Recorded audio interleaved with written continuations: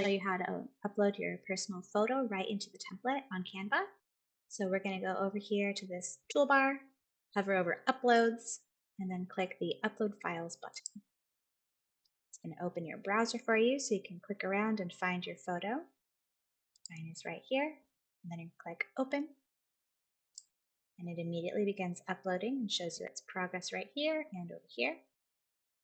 Once it's uploaded, you're going to simply click and then drag and drop it right onto this cloud spot right there. And that's it. It is uploaded and ready to go. I'm going to show you one more thing.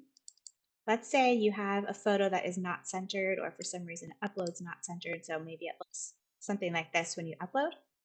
You're going to simply double click right on the image. You'll see it opens up this little kind of box that shows you the full size of the picture, and this little transparent part is the part that is not going to show on your invitation.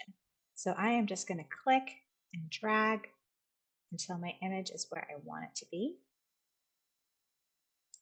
And just like any other image editor, you can also go to the corner and make it larger. Like that, if I wanted her, maybe just top of her to be visible. And then you click anywhere outside that bounding box, and it has changed the size and location of your photo.